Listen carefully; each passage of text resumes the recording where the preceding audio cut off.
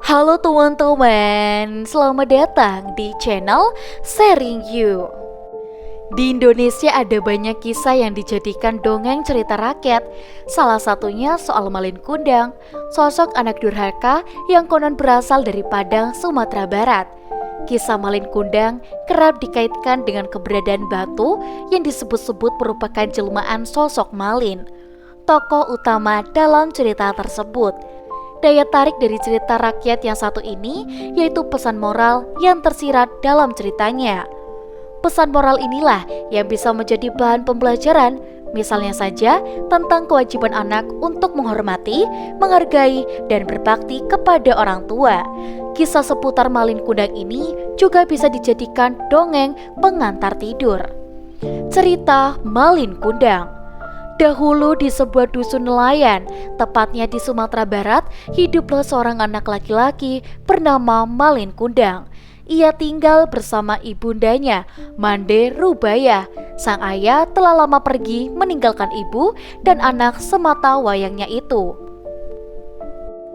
Malin tumbuh menjadi anak yang cerdas dan pemberani, tapi sedikit nakal. Mereka hidup serba kekurangan hingga suatu ketika saat Malin beranjak dewasa, ia berpikir untuk mencari peruntungan di negeri seberang dengan harapan nantinya saat kembali ke kampung halaman, ia sudah menjadi saudagar kaya raya.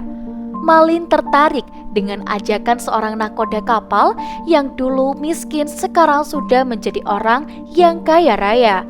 Tekadnya semakin kuat, Malin meminta izin kepada ibunya. Mande Rubaya sempat tidak setuju dengan keinginan anaknya, tetapi karena Malin terus mendesak, akhirnya mengizinkannya. Ternyata keberadaan Malin di kapal itu sangat disukai. Selain karena ia sangat rajin dan selalu siap menolong, ia juga seorang pekerja keras. Beberapa tahun kemudian, kini Malin telah menjadi seorang nahkoda yang ngepalai banyak kapal dagang. Ia pun berhasil memperistri salah satu putri raja yang cantik jelita. Kabar kesuksesannya sampai kepada ibunda Malin. Setiap hari, Mande Rubaya menyempatkan diri pergi ke dermaga berharap bisa bertemu dengan putranya Malin. Suatu ketika, sampailah kapal mereka di kampung tempat Malin dulu dibesarkan. Malin Kundang pun turun dari kapal, kemudian disambut oleh ibundanya. "Malin Kundang, anakku, mengapa kau pergi begitu lama tanpa mengirimkan kabar?" katanya sambil memeluk Malin. Malin Kundang justru malah segera melepaskan pelukan tersebut dan mendorong ibundanya hingga terjatuh.